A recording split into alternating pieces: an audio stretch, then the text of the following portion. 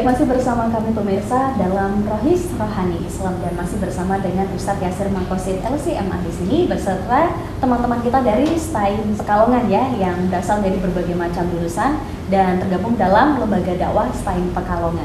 Ya, luar biasa sekali tadi waktu diceritakan sama Ustadz ya.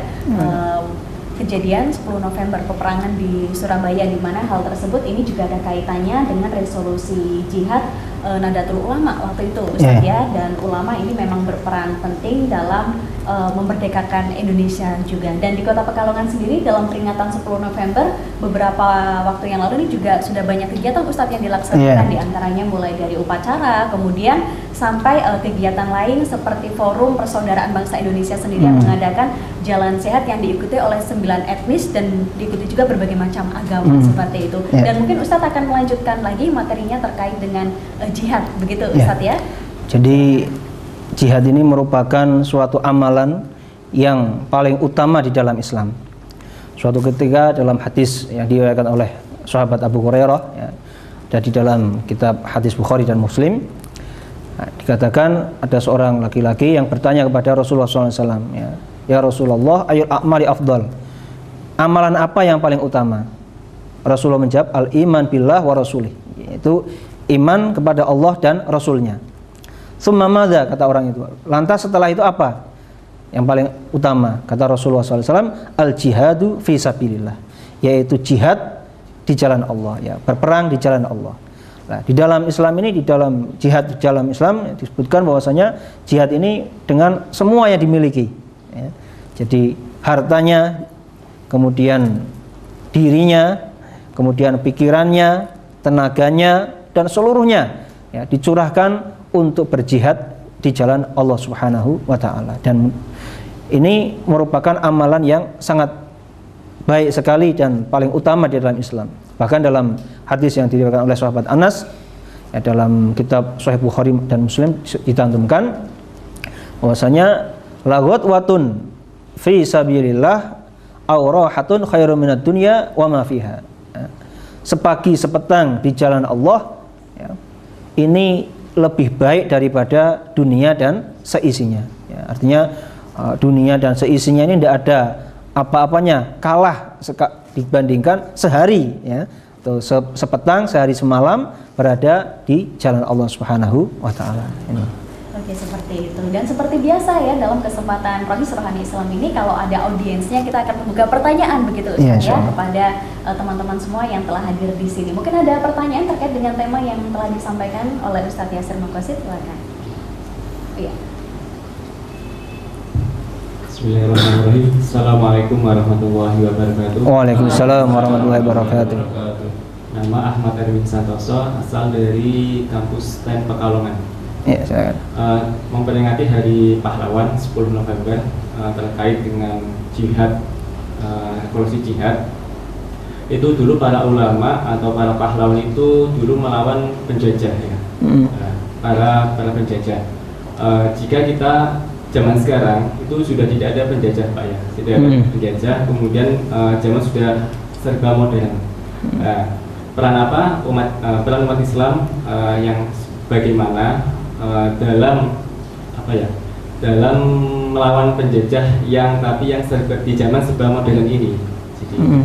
Jadi peran yang seperti apa umat Islam sekarang dalam memerangi penjajah tapi di zaman serba modern ini. Itu saja.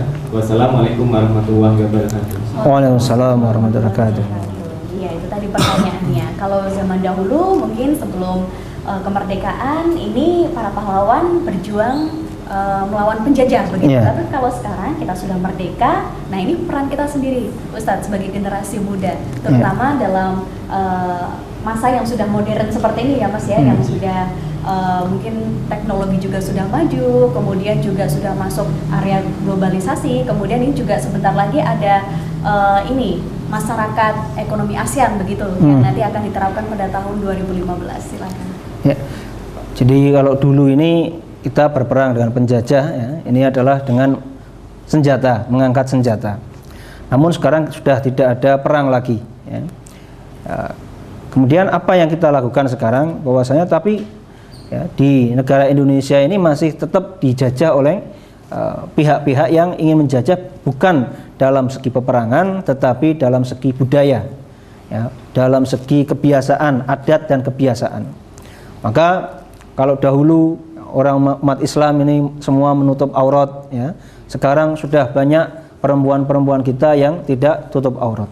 Ini karena ini merupakan penjajahan, ya. Penjajahan apa? Penjajahan di bidang budaya, ya, kadang juga penjajahan di bidang sosial, dan juga penjajahan di bidang pemikiran. Ini, kalau dulu adalah apa? Jihad, kalau sekarang adalah wazwul fikri atau perang pemikiran. Ini bagaimana orang-orang yang dari non muslim ini kemudian memasukkan pemikiran-pemikiran yang tidak sesuai dengan syariat Islam. Misalnya ada pemikiran liberal, ya, yang dikatakan bahwasanya diperbolehkan menikah sesama jenis. Ya. Ini naudzubillah, ini merupakan pemikiran yang dimasukkan ini tidak sesuai dengan agama Islam sama sekali. Kemudian ada pemikiran-pemikiran bagaimana supaya, ya, adanya syariat Islam ini dihilangkan saja, ya, tidak usah ada Islam lagi, ya, dipisahkan antara Islam dengan politik dan sebagainya. Ini merupakan pemikiran-pemikiran yang tidak sesuai dengan ajaran Islam. Maka bagi kita, jihad kita ini adalah dengan mengkonter pemikiran-pemikiran seperti itu. Apalagi ini kan masih muda-muda semua, ya. Jadi memiliki semangat untuk apa? Mengkonter pemikiran-pemikiran seperti itu, ya. Kemudian mengkonter lagi kebudayaan-kebudayaan yang tidak sesuai dengan kebudayaan Islam, ya. Baik kebudayaan dalam berbusana, ya, kebudayaan di dalam tata cara pergaulan, ya. Sekarang banyak sekali pergaulan yang tidak sesuai dengan ajaran Islam, ya. Laki-laki perempuan kemudian sudah biasa, ya, bonceng-boncengan, ya. Kemudian kholwat atau apa, berdua-duaan, ya. Kemudian ketika menikah pun sekarang sudah banyak pernikahan-pernikahan yang dilakukan sudah tidak sesuai dengan syariat Islam. Misalnya, ya, sebelum menikah baru tunangan, misalnya sudah adanya kumpul kebo, ya. Kemudian sebelum menikah, ya, sudah ada istilahnya supaya ramai, ada apa, pre-wedding, ya, di tempat-tempat yang sepi, di tempat-tempat ini dan lain sebagainya. Ini tidak sesuai dengan ajaran-ajaran syariah. Nah, makanya tugas kita sekarang ini adalah bagaimana untuk membangkitkan syariah ini supaya bisa masuk ke dalam semua sendi kehidupan umat Islam, dan umat Islam ini bisa menerapkan syariatnya sesuai dengan ajaran Islam yang bersumber dari Al-Quran dan hadis Rasulullah SAW. Ini tugas kita, dan tugas-tugas dari terutama dari mahasiswa, ya, terutama dari para pemuda-pemuda ini adalah apa? Adalah sebagai ribat, ya, sebagai penjaga tapal batas ini. Kalau dulu banyak para sahabat ini menjaga tapal batas antara apa, batasan-batasan yang sudah dikuasai umat Islam dengan batasan-batasan yang belum dikuasai umat Islam, ya. Nah, ini menjaga tapal batas ini pahalanya sangat besar, ya. Ribatu yaumin fisabilillah khairum minad dunya wa ma fiha. Menjaga tapal batas satu hari di jalan Allah itu lebih baik daripada dunia dan seisinya. Nah, kalau sekarang tugas kita adalah menjaga ini batasan-batasan ini, ya. Jangan sampai kemudian budaya-budaya yang tidak sesuai dengan Islam ini masuk, ya. Ini dengan cara apa mengkonternya? Dengan memberikan edukasi, misalnya dengan menerbitkan tulisan-tulisan, ya, atau dengan adakan seminar-seminar, adakan penyuluhan-penyuluhan yang semuanya ini menjaga supaya agama Islam ini, ajaran Islam ini tetap menjadi panutan, ya, pada masyarakat Islam semuanya. Iya, baik, itu tadi. Dan nanti di segmen berikutnya kita juga akan memberikan kesempatan untuk teman-teman yang mungkin nanti akan bertanya lagi seperti itu, ya. Dan untuk pemirsa jangan kemana-mana karena Rohis akan kembali sesaat lagi.